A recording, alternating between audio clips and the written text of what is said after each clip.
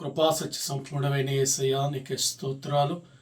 ఉదయకాలం మరొకసారి నీ పాద సన్నిధి రావడం కృప చూపు. ఈరోజు వాక్యం చదువుకునిచుండగా ప్రార్థన చేస్తుండగా నీవే వాక్యముతో నాతోనూ వినుచున్న వారందరితో మాట్లాడమని, యేసయ్యా నీవే వినిచున్న ప్రతి ఒక్కరికి ఈ వాక్యాన్ని దీవెనకరంగా ఆశీర్వాదకరంగా మార్చమని యేసయ్య నామంలో అడుగుచున్నాము తండ్రి. ఆమేన్, ఆమేన్, ఆమేన్. దేవుని పరిశుద్ధ నామానికి వందనాలు. ఈ ఉదయకాలం యొక్క దేవుని మాటలు వింటున్న ప్రతి ఒక్కరికి యేసయ్య నామంలో ప్రత్యేకమైన వందనాలు తెలియజేస్తున్నానండి. ప్రతిరోజు ఇలా యొక్క దేవుని మాటలు ప్రకటిస్తుండగా ఆశ కలిగి, ఆసక్తి కలిగి, విశ్వాసముతో దేవుని యందు భయభక్తులు కలిగి, దేవుని యందు విశ్వాసం ఉండి దేవుని యొక్క మాటలు వింటున్న ప్రతి ఒక్కరికి కూడా యేసయ్య నామంలో ప్రత్యేకమైన వందనాలు తెలియజేస్తున్నాను. ప్రతిరోజు వాక్యం వింటున్న మీ అందరి కొరకు, దేవుని మాటలు వింటున్న మీ అందరి కొరకు ప్రార్థన చేస్తున్నాం.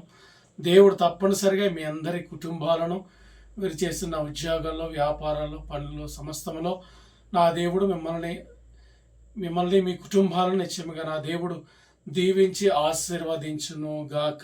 ఉదయకాలం మరొకసారి మీ అందరితో కలిసి ఇలా వాక్యాన్ని పంచుకోవడానికి దేవుడిచ్చిన మహాకృపను బట్టి దేవుని స్తుతిస్తూ గడిచిన ఆదివారం నుండి ఈ ఆదివారం వరకు దేవుడు మనల్ని, మన కుటుంబాలను దేవుడు ఎంతగానో కాచి కాపాడి ఆయన రెక్కల చోటున మనందరి ప్రయాణాల్లో సమస్తంలో ఆయన సహాయం మనకు అందరికీ అనుగ్రహించినందుకు దేవాతి దేవుణ్ణి స్తుతిస్తున్నాను. ఈ ఉదయకాలం దేవుని యొక్క మాటలను మనం చదువుకుందామండి. కీర్తనల గ్రంథం 9వ అధ్యాయం 10వ వచనంలో ఇలాగూ రాయబడి ఉంది: యెహోవా నిన్ను ఆశ్రయించే వారిని నీవు విడిచిపెట్టే దేవుడవు కాదు. అవునండి పిల్లరా, మనం ఆశ్రయిస్తున్న దేవుడు ఎవరంటే ఆయన మనల్ని విడిచిపెట్టే దేవుడు కాదండి.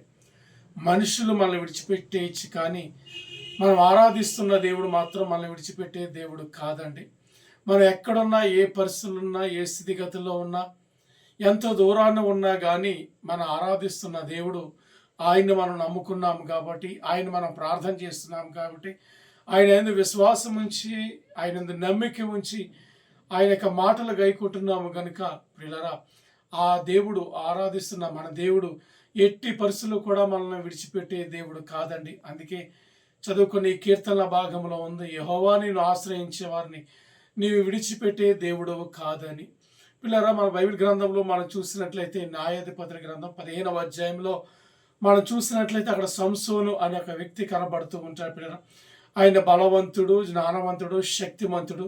అటువంటి సంసోను ఒకసారి 1000 మందితో యుద్ధం చేసి వాళ్ళని చంపేసిన తర్వాత ఆయనకు దాహం వేస్తుందండి. దాహం వేస్తే మనుషుల మీద, వాళ్ళ మీద, వీళ్ళ మీద ఆధారపడాలి. కానీ దాహం వేసిన సంసోను దేవుని మీద ఆధారపడి, తండ్రి నాకు సహాయం చేయమని ప్రార్థన చేసినప్పుడు పిల్లరా, సంసోను ఒక్కడి కొరకు దేవుడు ఏం చేశాడంటే భూమిని చీల్చి నీటినిచ్చి ఆయన దాహం తీర్చినట్లుగా న్యాయాధిపతుల గ్రంథంలో ఉంటుంది. పిల్లరా, ఒక్కడి కోసం సంసోను ఒక్కడి కోసం దేవుడు భూమిని చీల్చి దాహం తీర్చడానికి గల కారణం ఏంటంటే, సంసోను దాహమే కాదని ఎవరి మీద ఆధారపడలేదండి. దాహం తీర్చుకోవడానికి ఆయన దేవుని మీద ఆధారపడి ప్రార్థన చేశాడు. కాబట్టి ఉదయకాలం దేవుని సన్నిధిలో దేవుని మాటలు వింటున్న ప్రతి ఒక్కరము కూడా, అది చిన్న సమస్య అయినా పెద్ద సమస్య అయినా ఏదైనా కానీ ఆయన మీద ఆధారపడి ఆయన ఆశ్రయించి మనం ప్రార్థన చేసినట్లయితే ఈరోజు దేవుని మాటలు వింటున్న మన జీవితంలో కూడా సంసోను జీవితంలో అద్భుతం చేసిన దేవుడు, సంసోను ఒక్కడి కొరకు భూమిని చీల్చిన దేవుడు మన జీవితంలో కూడా అద్భుతం చేస్తాడు. అటువంటి కృప పరిశుద్ధాత్మ దేవుడు ఉదయకాలం మనకు అందరికీ అనుగ్రహించి నడిపించును గాక. Amen, amen, amen. యేసయ్యా వందనాలు. ఈ ఉదయకాలం విన్న మాటలను బట్టి స్తుతిస్తున్నాం.